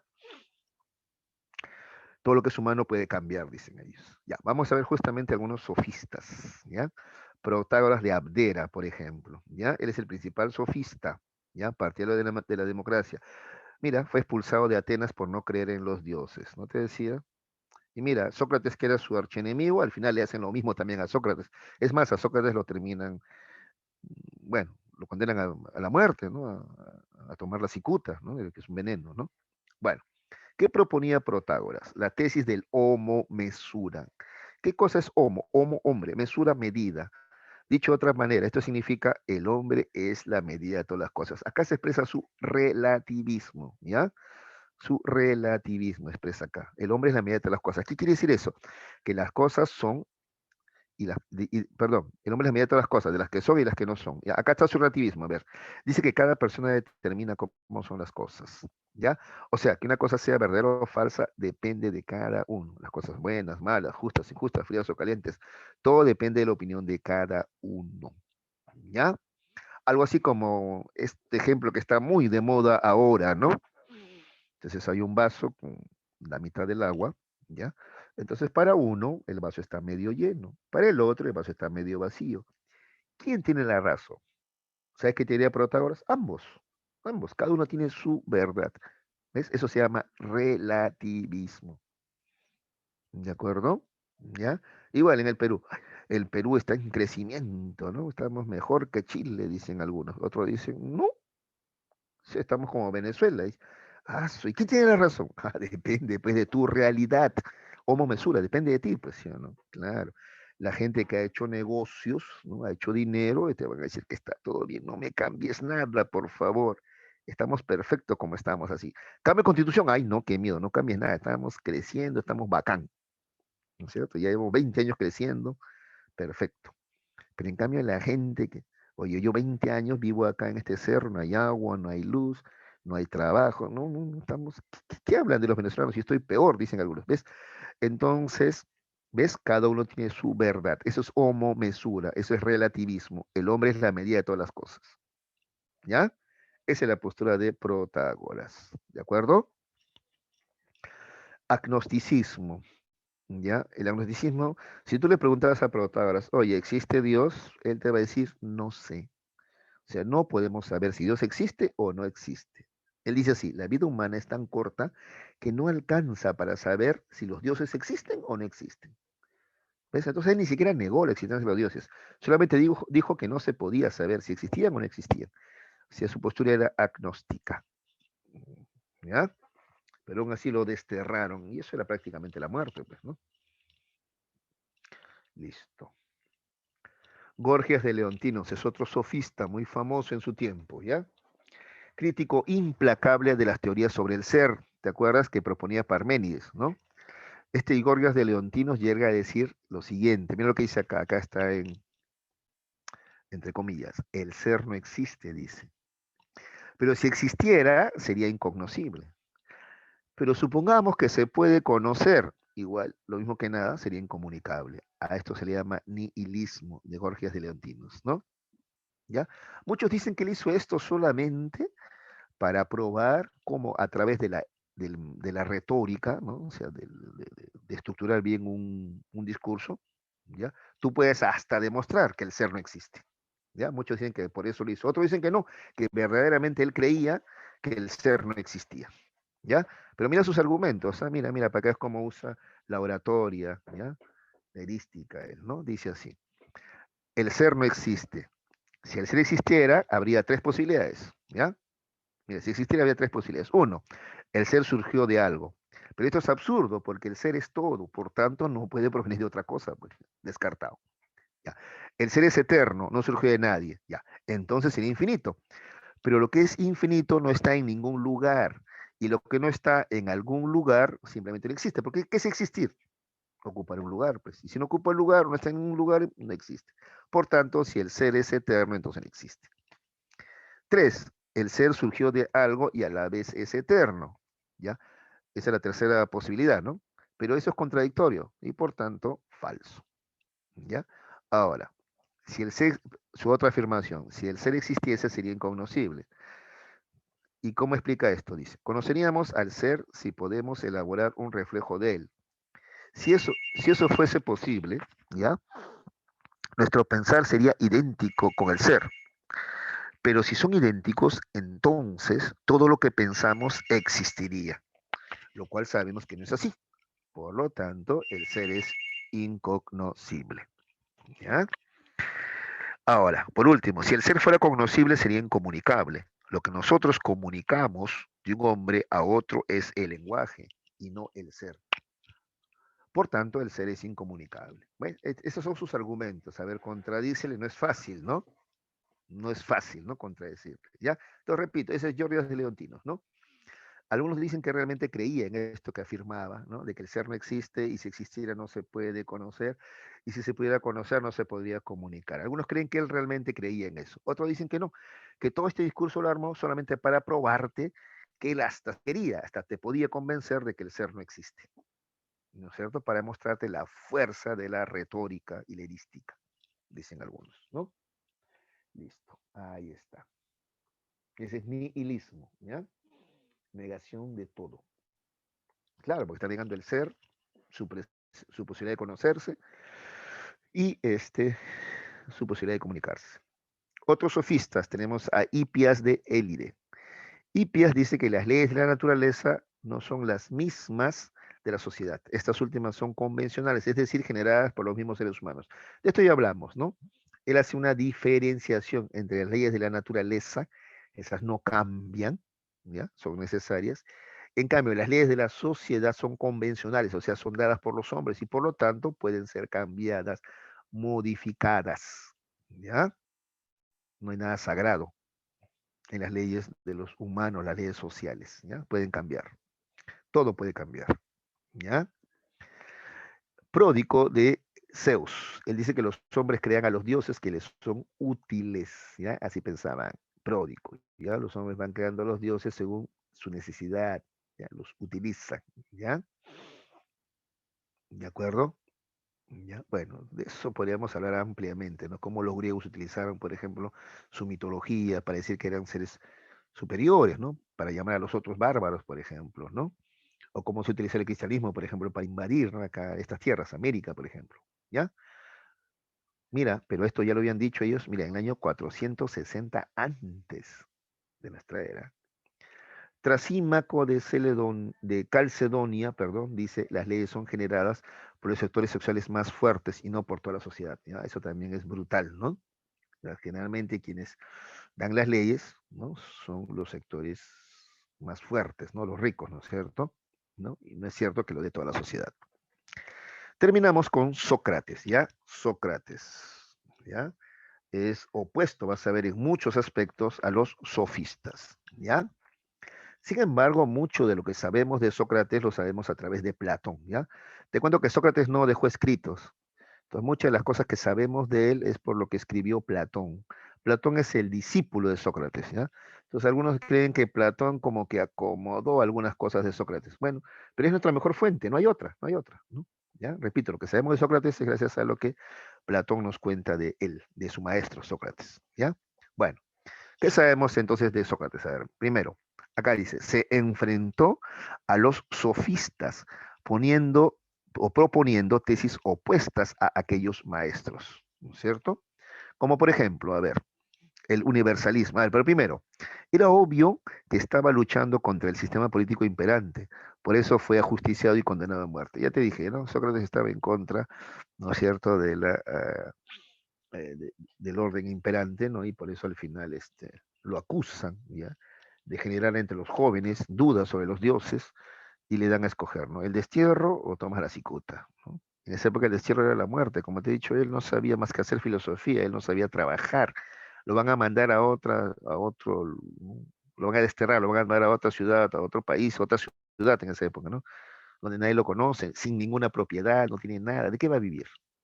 Esa es la muerte. Entonces, por eso él dice, no, mejor muero de manera digna, ¿no? Y tomó la cicuta y murió, pues. ¿De acuerdo? Ya, bueno, pero vamos a ver en qué se opone a los sofistas. Los sofistas son relativistas, creen que las verdades son relativas nomás, ¿ya? Que las verdades, lo que puede ser verdad aquí en Perú, de repente en la India es, ¿no? O en Afganistán es diferente, pues, ¿no? Las leyes que funcionan acá en otro país no funcionan y así, todo es relativo. En cambio, Sócrates, al contrario, Sócrates es universalista.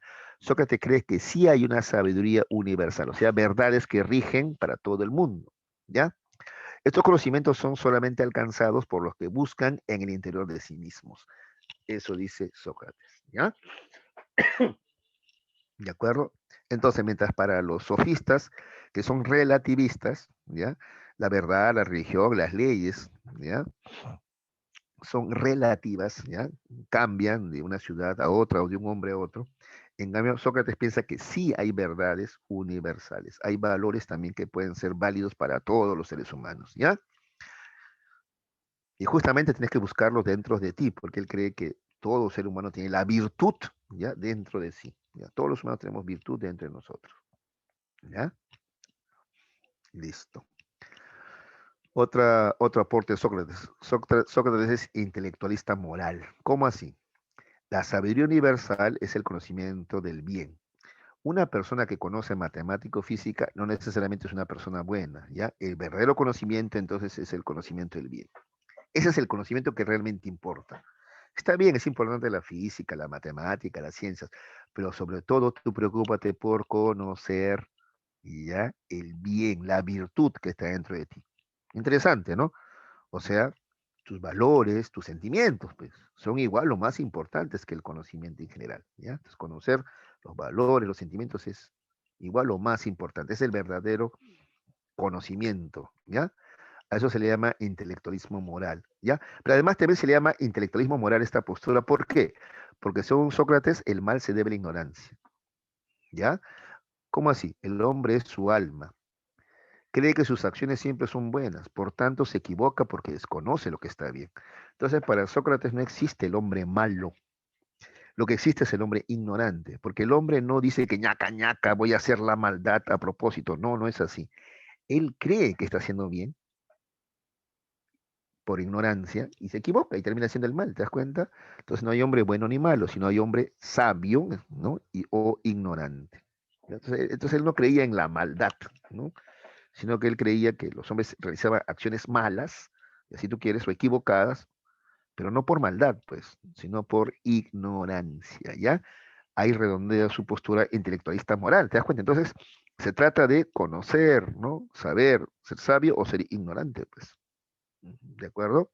Entonces, muchos hombres simplemente actúan mal porque no conocen la virtud, pues, ¿de acuerdo? ¿Ya? Interesante esa postura, ¿no? A ver, de pronto, a ver, hay gente que, por ejemplo, delinque porque nunca tuvo de repente otra opción, ¿no? No quiero justificarlos, ¿ah? ¿Ya? Pero hay que ponerse a pensar, hay que ponerse en esos casos, ¿no? Por ejemplo, un niño, a ver, el papá es asaltante de bancos, ¿no? La mamá vende quetes de droga. O sea, el pobre niño, ¿qué oportunidades tiene? ¿Qué opción tiene? Bien difícil, ¿no? La resiliencia, pero no siempre eso, ¿no? Funciona o basta, ¿no? ¿De acuerdo? Alguien tendría que darle otra opción, ¿no? Que él conozca otra opción más que para que pueda decidir, que entienda que hay otras formas de vida, ¿no? Bueno, listo. También propone el autoconocimiento, ¿ya? Dice él, el conocimiento del bien no lo hallamos en la naturaleza, o sea, no está fuera de nosotros. El verdadero conocimiento está dentro de nosotros, en nuestra alma. Ya te dije ya, la virtud, ¿ya? Que guía nuestras acciones está dentro de nosotros. En la medida que lo conozcamos, vamos a actuar de manera virtuosa, ¿ya? De que la real sabiduría está en el conocimiento de sí mismo. Por eso Sócrates te dice, conócete a ti mismo. Está bien saber física, matemática, química, perfecto.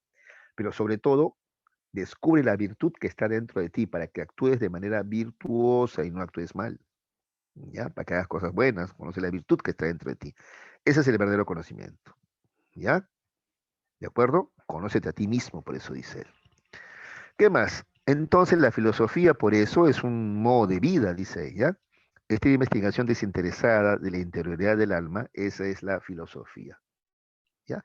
Entonces tú para eso vives, para conocer la virtud que yace dentro de ti. ¿Ya? Entonces la filosofía no es un saber, sino una búsqueda permanente del saber que está dentro de ti, que es la virtud al final, ¿ya?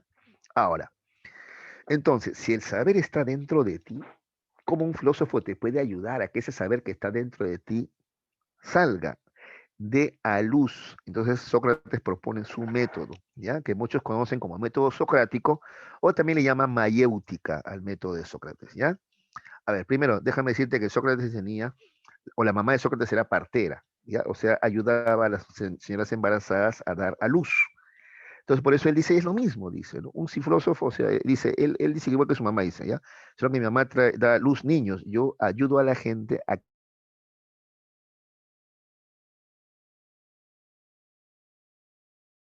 las den a luz,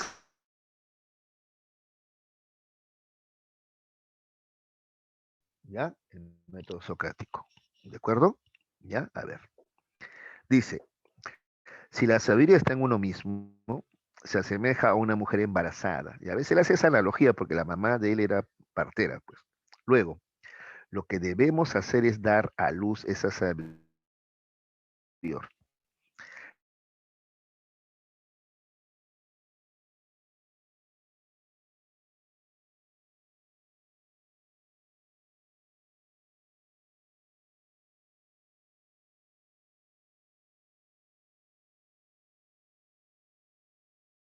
solo sé que nada sé. O sea, reconocer que desconoces.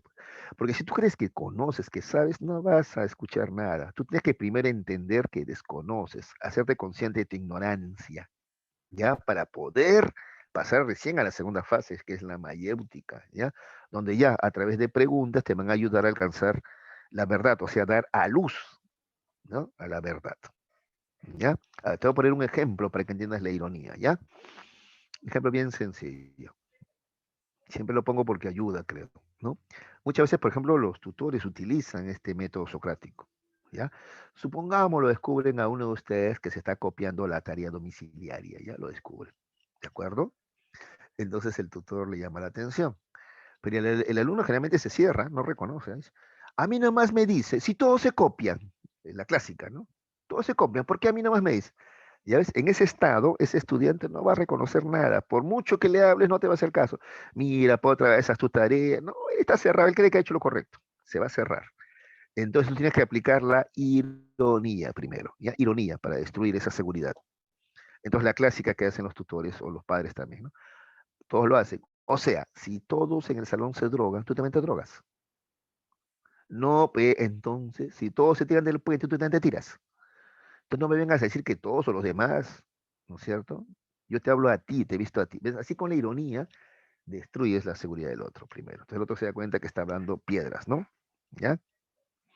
Y luego viene la segunda fase ya, la mayéutica. Entonces el mismo tutor te pregunta, por eso, para evitar esto, ¿qué debes hacer tú? Pues, ¿por qué no se, es tan difícil? No, sino que no me alcanzó el tiempo. ¿Pero por qué? Pues no, me distraje jugando, no me percaté que el tiempo pasaba. Entonces, cómo podrías resolver eso? Voy a hacerme un horario, no sé, voy a poner una alarma a mi reloj, qué sé yo, ¿no? Para, o al celular, voy a poner este alarma, ¿no? Para que me avise que ya se acabó mi hora de juego y comienza mi hora de estudios, y así puedo hacer las cosas con tiempo. Muy bien. Ya ves, o sea, tú mismo encontraste la salida. Él te ayudó con preguntas, ¿ya? Mira, puras preguntas, ¿ah? En la fase de ironía también fue preguntas, ¿no? O sea, si todos se tiran del puente, tú también. Es una pregunta, pero usando la ironía, ¿no? Y en la mayéutica también. ¿Qué debes hacer? Y tú eres el que encuentra la respuesta. Ese es el método socrático, ¿te das cuenta? El de la mayéutica. Ironía y mayéutica. En la ironía, reconocer tu ignorancia, solo sé que nada sé, y en la mayéutica, encontrar la salida o la respuesta correcta. ¿Ya? Sócrates también da este ejemplo, que se encuentra con un matemático y le pregunta qué es el círculo, ¿no? Entonces él dice, bueno, el círculo es una figura geométrica, igual que el cuadrado, el triángulo, así es el matemático, ¿no? Sócrates le dice, pero yo no te he pedido que me des ejemplos, sino que me digas qué cosa es. Y entonces ahí recién el matemático se da cuenta que desconocía, ¿verdad? No me había puesto a pensar, ¿no? ¿Qué cosa es una figura geométrica, ¿no? ¿Qué es? ¿Qué es, no? Entonces, a partir de ahí, ya de que reconoció su ignorancia, ya superamos la falsa ironía, ahora viene la mayéutica, ¿no? Entonces, ¿qué podría ser? Para comenzar, ¿existen en la naturaleza las figuras geométricas? Infinitas, pero no así perfectas, ¿no? Entonces, ¿son creación del hombre? Sí, claro, son creación del hombre. Entonces, podríamos decir que son abstracción, claro, y así, a través de preguntas va a llegar a la respuesta, ¿ya? Ese es el método socrático o de la mayéutica, ¿de acuerdo? Listo, muchachos, ¿alguna pregunta para entrar ya a la dirigida? ¿Está todo claro? A ver. Ya, gracias, Nico. Muy bien. Ya con Nico hacemos. Le agradezco mucho. ¿Dónde está Nico? Ah, acá está Nico. Ah, muy bien por conocerlo. Gracias, hijo. La verdad te agradezco tu apoyo. Vuelvo a repetir, hijitos, es que no les veo la cara. Yo cómo puedo saber si me están comprendiendo o no. Necesito que me digan sí o no también. Pueden decir, no, profesor, explica un poquito más esto, aquello, y yo encantado, ¿no? Ya, listo. Vamos ahora sí a la práctica dirigida. De su participación. A ver, primero, respecto al periodo cosmológico, la filosofía antigua relacione correctamente. A ver, Heráclito, ¿qué cosa proponía? ¿Se acuerdan? Heráclito proponía el fuego, ¿sí o no? ¿No? Heráclito proponía el fuego. Entonces, a ver con cuál va a ver. Y que todo fluye, todo cambia. Ahí está. La C, ¿no? Heráclito 1C, todo fluye. El cambio incesante es el fundamento de la realidad, por eso elijo el fuego, ¿no? 1C, 1C. Entonces ya tenemos que es la C, la D o la E. A y B descartados ya, ¿no? Así tienes que jugar también tú con las opciones, ¿ya? Ya, a ver, 1C. 2. Anaximandro. ¿Qué cosa proponía Anaximandro? A ver, recordemos, Anaximandro, ¿qué cosa proponía? El apeiro, ¿no? El apeiro, ¿no? Lo indeterminado. ¿Ya? Entonces, la A, ¿sí o no? Lo determinado solo puede originarse de algo indeterminado, intangible, sin término. Ahí está, indeterminado, apeiro. ¿Ya? 2A. Ya pues, entonces ya está, ¿no? Es la C, ¿no? Porque no hay otra, ¿no? Es la C, ¿no? A ver, verifiquemos. 3B igual 3. Parménides, el ser, B. Todo lo que existe es inmutable, es decir, en la realidad no existe el cambio, claro. Esencialmente no, al menos, ¿no? Claro, 3 es B. Y solamente para comprobar 4 de Anaxágoras, forman todo lo que existe y tienen por característica ser divisibles hasta el infinito, razón por la cual también se les denomina homeomerías o semillas, pues semillas, ¿no es cierto? Listo, entonces la respuesta es la C, la C. ¿Ya? A ver, wow, mira, Farfán muy bien, había respondido, Grisel también, que hoy día no ha participado mucho, pero ella siempre participa. Y por supuesto Toledo, pues Toledo siempre ha sido un chico muy, bueno, lo voy a decir por única vez, ¿ya? Muy, muy inteligente me ha parecido este muchacho siempre, ¿ya? Ya está, por única vez, no lo vuelvo a repetir, ¿ah? Muy bien, chicos, continuemos, ¿ya? Listo. Ahora, ser muy listo no significa no equivocarse, normal, ¿ah? Ya, no hay problema, uno se puede equivocar. Yo la verdad con estos temas he sido lento, me demoraba en comprender, me he demorado bastante en comprender, la verdad les confieso, ¿ah? Ya, en mi época de estudiante, uy, cómo he sufrido con la filosofía, ¿ah? Ya, 2, Parménides. Observa que con el intelecto conseguimos y con los sentidos solo, esto no lo he mencionado, pero por ahí parece que algunos saben, ¿no? ¿Ya? A ver, con el intelecto conseguimos la aletheia, ¿ya? La respuesta es la C. Aletheia, ese es el verdadero conocimiento, ¿ya? Y con los sentidos solamente obtenemos el doxa, que es la opinión, ¿ya? ¿Ya? Yo siempre me acuerdo porque, mira, para acordarme, en mi época de estudiante, por ejemplo, yo esto lo relacionaba. Había una academia que se llamaba así, Aletheia, así se llamaba. Entonces, porque hacen ciencia en esa academia, ¿no? Ciencia, enseñan matemáticas bastante, por ejemplo, ¿no? Y me acuerdo de doxa, porque Platón también habla de doxa u opinión. Doxa u opinión. ¿Ya? Entonces hay una diferencia entre tener conocimientos verdaderos, hacer ciencia, sale ella, y otra cosa es la doxa opinión nada más. ¿Ya? La respuesta es la C. ¿De acuerdo? 3. Para los pitagóricos, el inmortal. ¿Por qué? Ya, esto tampoco lo he mencionado, creo. No, sí lo mencioné, sí lo mencioné. Porque cuando tu cuerpo muere, tu alma vive. ¿Pero qué hace tu alma? ¿Qué hace tu alma? Que está viva, transmigra a otro cuerpo, ¿ya? La A es la respuesta, puede transmigrar, ¿ya? O sea, se muda a otro cuerpo, ¿ya? Esa es la transmigración, ¿ya? Entonces, 2C, 3A, 2C, 3A, a ver cómo han ido respondiendo. Muy bien, 2C, 3A, Farfán está en todas, ¿ah? Muy bien, muy bien. Muy bien, muchachos. Uh-huh. Ya.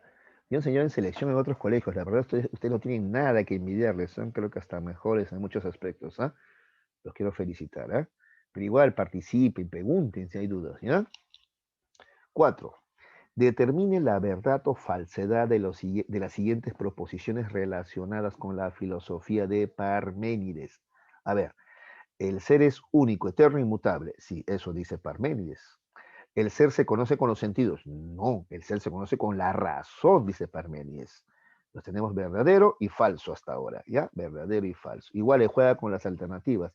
Ya está. Entonces la única opción es la E, pues, ¿no? Pero igual, a ver, confirmemos, ¿ya? El cambio es aparente e ilusorio. Sí, eso dice Parménides, ¿no? Porque en realidad las cosas no cambian, ¿no? Todo es apariencia nomás. Ya, eso es verdadero. Y la última, desarrolló una filosofía racionalista. Claro, porque él dice que la verdadera fuente del conocimiento es la razón, no los sentidos. Eso es racionalismo, pues. Toda la respuesta es la E, ¿ya? 4 es E. 5. A ver, indique lo correcto, perdón, lo incorrecto, con respecto a los átomos para Demócrito. A ver, ¿quién me contesta la 5? A ver, ¿cuál sería incorrecto ahí según Demócrito? A ver, caray, quiero ver esto de aquí. Ahora sí. Ya, a ver quién me contesta el número 5. ¿Qué sería lo incorrecto según Demócrito? respecto al átomo. A ver, ahí está la respuesta, sino que está de repente muy obvia. Y a veces lo más obvio es lo más difícil de ver, ¿no?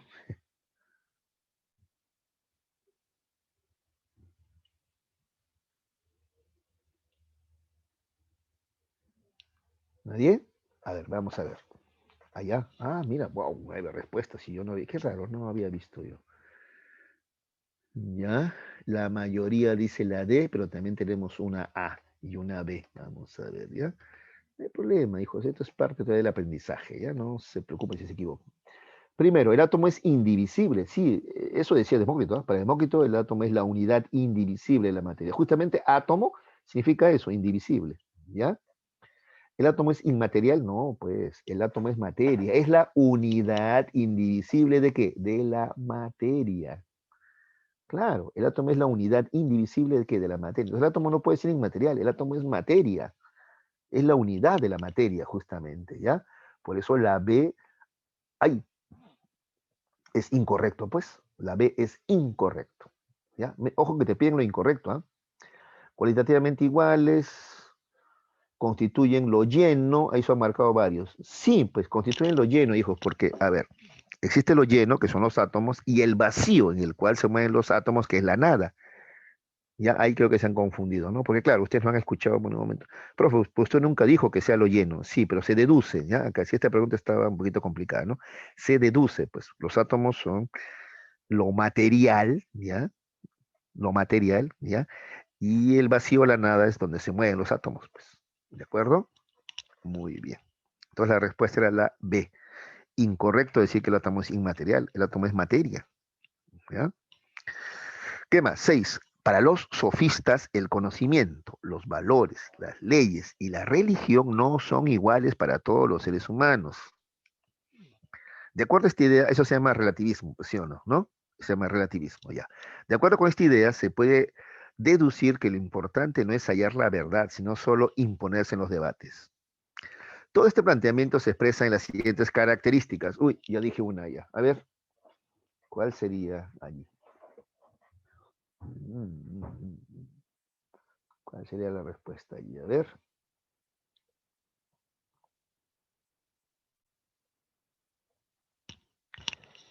No está en orden, ¿no? Eso también confunde, pues no está en orden, pero la única es la A, ¿sí o no? La A, pues, ¿no?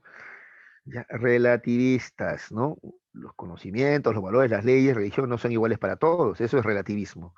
Pero además, al final se trata de ganar un debate, eso es pragmatismo también, ¿ya? Eso es pragmatismo. ¿Sí? O sea, al final hacemos filosofía para ganar debates, pragmáticos, prácticos también, ¿ya? La A, entonces la respuesta, ¿no? Te repito, no está en orden. Lo mejor sería relativista y después pragmatista, ¿no? Pero no hay, no hay. Entonces la única es la A. La A. ¿Ya? Listo. Estos son exámenes, bueno, estas son preguntas así, así los exámenes de admisión vienen, cuando menos a San Marcos vienen así las preguntas de filosofía. 7. Algunos historiadores de la filosofía sostienen respecto a los sofistas que el haber comprobado la existencia de diversas tradiciones y leyes en los diversos lugares que visitaron para vender sus conocimientos, hizo que desarrollaran una teoría del conocimiento y una ética de carácter. A ver, ¿qué me contesta la 7?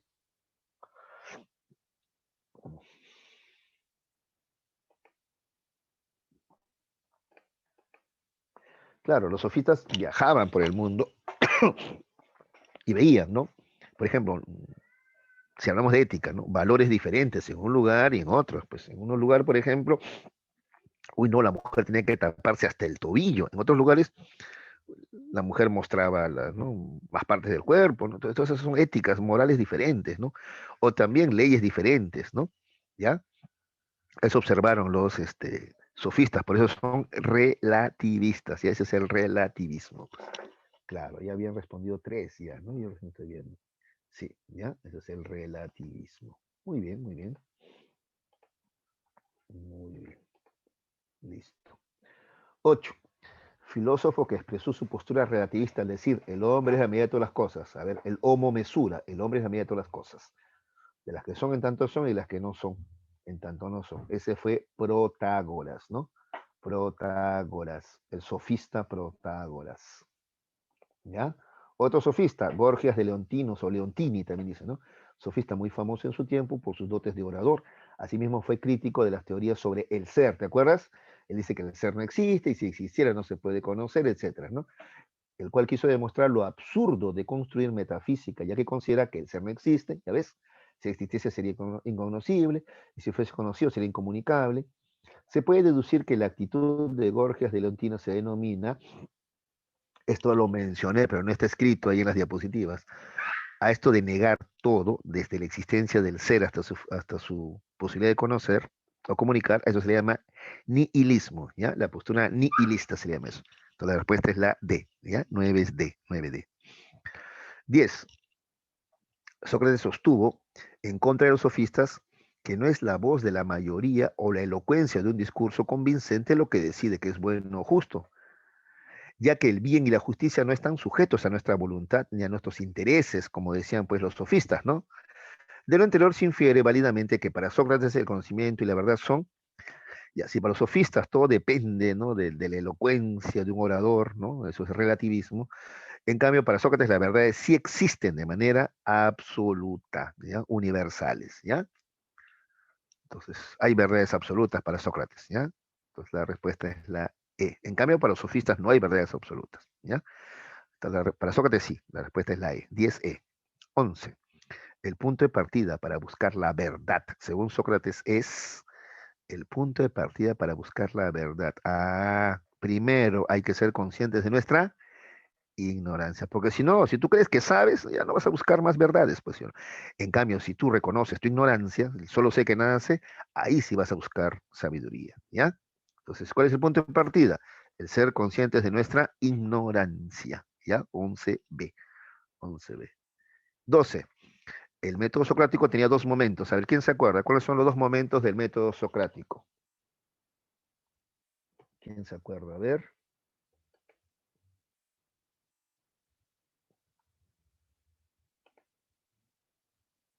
Ah, ya, por el chat. La D. Varios han respondido la D. Vamos a ver. La D. Claro, la ironía y la mayéutica, ¿no es cierto? Claro. ¿Ya? Esos son los dos momentos del método socrático. La ironía, reconocer tu ignorancia, y la mayéutica, ¿no? Construir los nuevos conocimientos.